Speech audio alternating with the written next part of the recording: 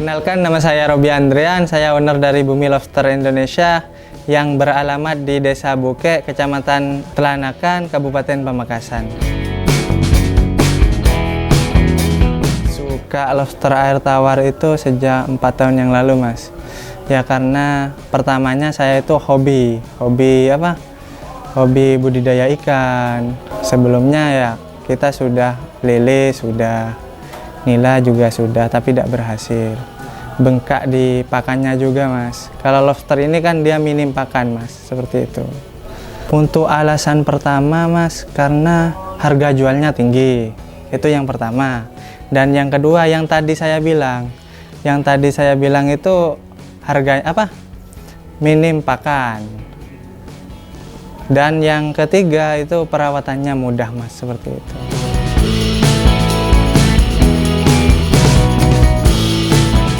Bedanya itu, Mas, kalau lobster air laut itu kan tidak ada capitnya nih, Mas.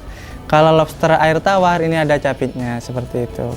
Terus ukurannya lebih kecil dari lobster air laut. Jadi kalau lobster air tawar ini dia manis dan itu juga kolesterolnya lebih rendah, seperti itu. Untuk manfaatnya sih, Mas, yang pertama itu, Mas, dia kolesterolnya rendah. Jadi tidak bahaya buat kesehatan. Dan yang kedua ini proteinnya tinggi, Mas.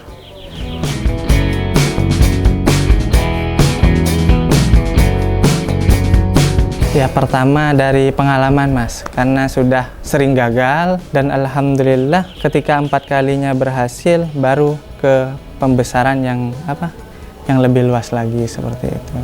Berarti dulu langsung berangkat sebesar ini atau masih dari kecil? Masih dari kecil, Mas. Jadi kita berangkatnya itu masih dari 3 kolam, ukuran 4x2 itu. Di daerah Polagan, Mas. Baru kita pindah ke sini. Karena pertamanya ini, Mas, kebutuhan konsumsinya banyak. Yang budidaya itu sedikit, seperti itu. Jadi itu peluang menurut saya, Mas.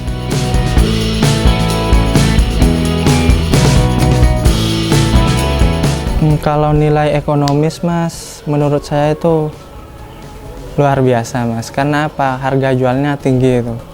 Dia bisa di angka 150 atau lebih per 1 kilonya, isi 15. Dengan ukuran 5 in. Jadi ukuran 5 in itu sudah bisa dijual, Mas, seperti itu.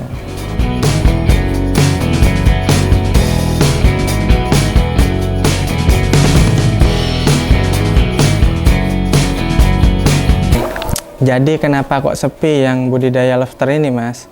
Yang pertama ya kurangnya edukasi, Mas, sama masyarakat. Yang kedua, masyarakat tidak tahu kalau misalnya budidaya lobster air tawar ini mudah dari segi perawatan, dari segi pembibitan, itu sangat mudah, Mas, seperti itu. Jadi mudahnya, Mas, di pembibitan ini kita sistemnya pakai sistem kawin massal. Jadi kita ambil lobster dengan perbandingan 2x1. Kita taruh dalam satu tempat, biasanya 1 bulan paling lama itu biasanya bertelur, Mas, seperti itu. Jadi tidak ada perawatan-perawatan yang spesial di situ, Mas. Habis itu, Mas, ketika sudah bertelur, kita biasanya dipisah. Karena apa? Karena takut kanibalisme. Jadi kita pisah pakai bak, kita bedakan satu-satu dan baknya itu kita bolongin. Jadi untuk bibit itu ketika sudah netes, dia bibitnya keluar sendiri dari bolongan bak itu, Mas, seperti itu. Ketika sudah netes, biasanya indukan dari baknya itu kita pindah. Nah, habis itu lobster yang masih bibit ini dia puasakan dulu selama 4 hari. Jangan dikasih makan dulu karena masih ada kuning telurnya untuk pakannya. Nah, ketika sudah 4 hari biasanya kita kasih pakan. Nah, kenapa lobster ini, kata saya, perawatannya mudah, untuk pakannya ini dia pemakan segala. Jadi bisa kecambah, bisa daging-dagingan, bisa sayuran, bisa juga konsentrat. Jadi seperti itu, Mas.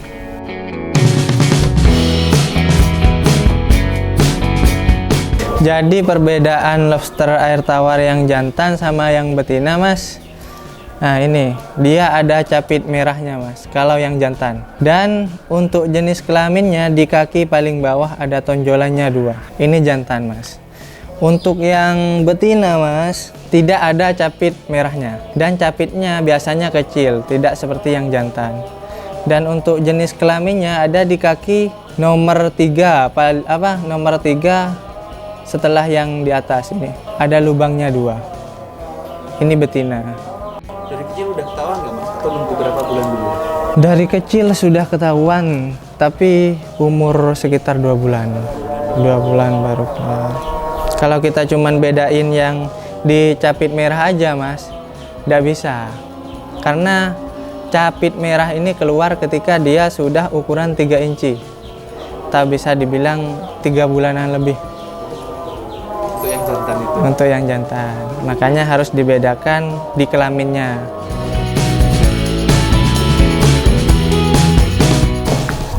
Jadi pertamanya itu mas, siklusnya itu dari indukan dulu. Nah, ketika indukan itu kita kawin massal sekitar 1 bulan biasanya. 1 bulan dia bertelur, pindah, dan yang netesnya ini juga 1 bulan. 4 minggu juga, 2 bulan baru netes. Ketika pembesaran ini butuh waktu sekitar paling lama 6-7 bulan seperti itu. Jadi dalam waktu 6-7 bulan itu bisa dijadikan indukan, bisa. Biasanya kita ngambil 20% yang pertumbuhannya lebih cepat. Bisa dijadikan sebagai konsumsi. Biasanya konsumsi ini kebanyakan jantan mas. Jadi kita ngambil jantannya untuk konsumsi, yang betina kita jadikan indukan seperti itu. Untuk perawatan anaknya itu biasanya saya kasih pakan itu konsentrat karena fokusnya ke pertumbuhan mas. Beda sama indukan. Kalau indukan ini mas, biasanya kita pakai kecambah. Jadi kalau kita pakai kecambah itu proses bertelurnya itu biasanya lebih cepat. Kadang itu 2 minggu sudah bertelur seperti itu.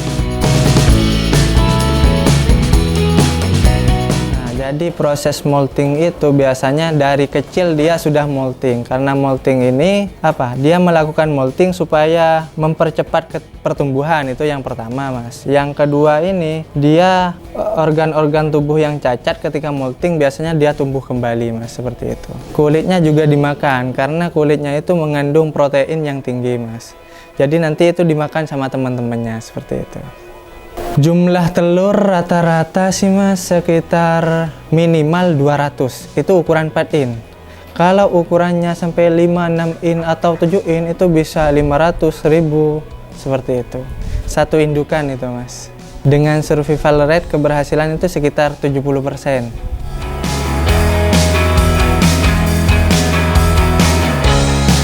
Yang paling menguntungkan sih mas jenis air tawar yang red glow ini.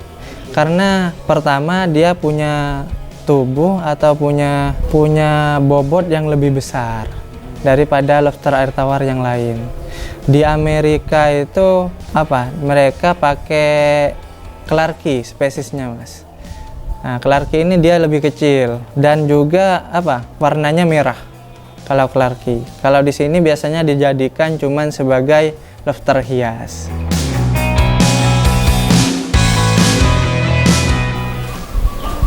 Kalau yang paling efektif sih mas, semuanya efektif. Tapi memang ada plus minusnya. Contoh, kolam tanah. Kolam tanah itu mas, biasanya lebih cepat. Biasanya kan 7 bulan, 6 bulan. Nah, di kolam tanah ini 4-5 bulan sudah panen. Kalau kolam terpal sama beton, ini biasanya di waktu panennya lebih lama. Tapi kita bisa ngontrol. Kalau di kolam tanah kan nggak bisa ngontrol mas. Kalau di kolam terpal kita bisa ngontrol yang mana yang mati, pertumbuhannya seperti apa, seperti itu. Jadi ada plus minusnya mas.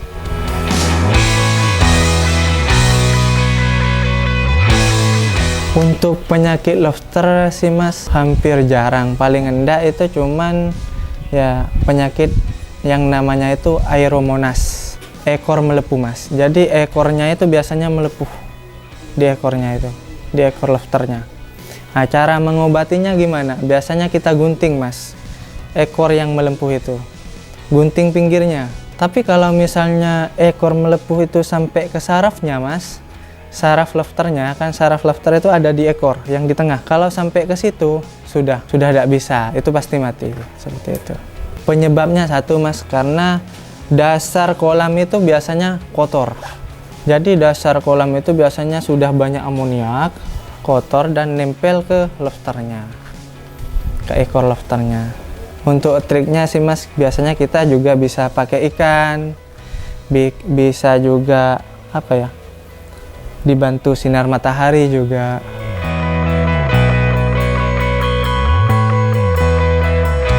Jadi untuk indukan mas, untuk apa? Untuk padat tebarnya berapa? Itu sekitar apa? 1 kali 1 itu isinya sekitar 20 indukan. Itu sudah maksimal. Itu kalau sampai ukurannya konsumsi. Beda lagi kalau misalnya bibit. Itu 2 kali 1 paling enggak itu sampai ukuran 1 in itu sekitar 700 ekor. Jadi untuk masalah suhu ini mas, biasanya kita pakai amannya itu sekitar 24 sampai 30 untuk suhunya. Untuk TDS biasanya 200 ke atas, sampai mentok ya sekitar 400 lah ke bawah. Untuk pH mas, kita main di 65 sampai 8.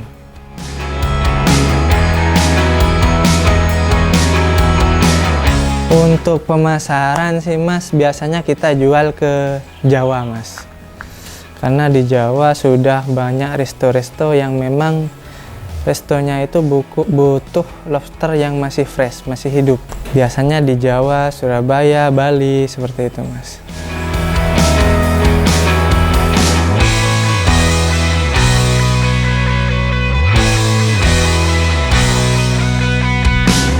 Kalau yang mau budidaya atau mitra kami, paling jauh itu ada yang Papua, ada juga yang dari Bogor. Oh, untuk caranya sih mas, beda. Jadi biasanya kita untuk indukan itu, kita gak satuin itu. Jadi kita apa? Dipilah satu-satu, baru ditaruh styrofoam. Nah, dan styrofoamnya itu kita pakai es batu untuk menjaga suhunya yang di dalam. Jadi kita packingnya packing kering mas, bukan packing basah. Kenapa tidak packing basah? Karena mas, lobster ini ketika kita kasih air dan itu lama, beda juga untuk apa? Untuk ketinggian air kolamnya mas, biasanya molting paksa. Dia cuman paling enggak 50%-nya. Jadi untuk cangkangnya itu belum keluar sepenuhnya dan ujung-ujungnya mati. Sama kayak yang bertelur mas. Kalau yang bertelur biasanya kita kasih pakan sedikit. Karena apa? Takut dia molting. Kalau dia apa? Makin besar kan otomatis dia melakukan molting mas. Berat badannya lebih besar. Makanya untuk lobster bertelur itu biasanya kita pakai pakan sedikit. 3 hari 1 kali. Dan itu pun cuman 1 kecambah seperti itu.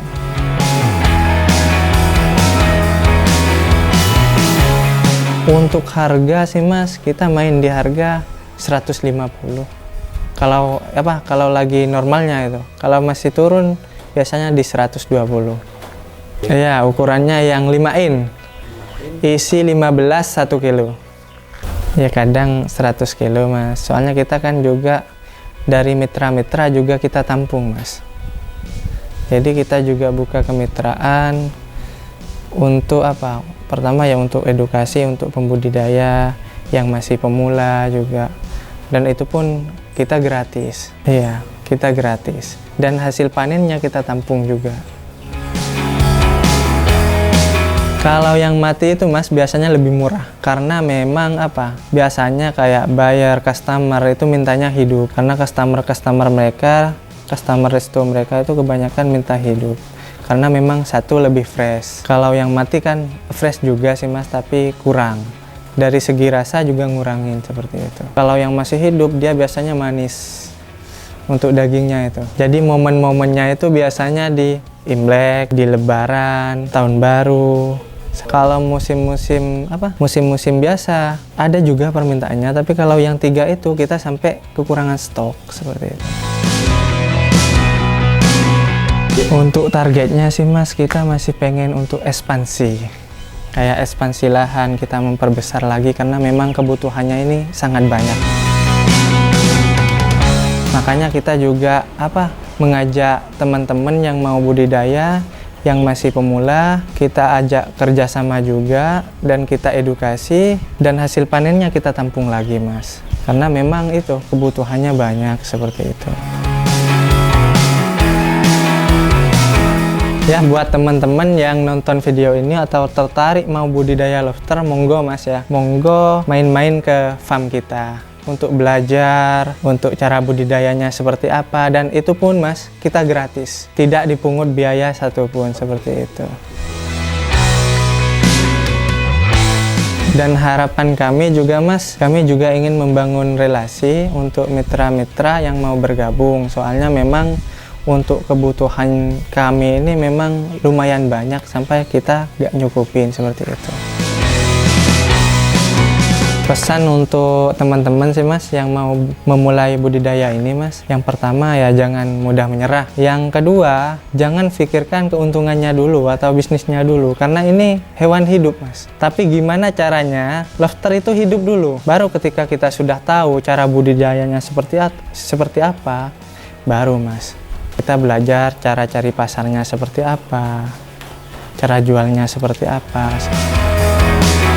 Ya, kami dari Bumi Lobster Indonesia mengucapkan terima kasih dan mohon maaf juga atas kesalahan atau kurangnya ucapan kami yang kurang baik. Mohon maaf sebesar-besarnya. Assalamualaikum warahmatullahi wabarakatuh.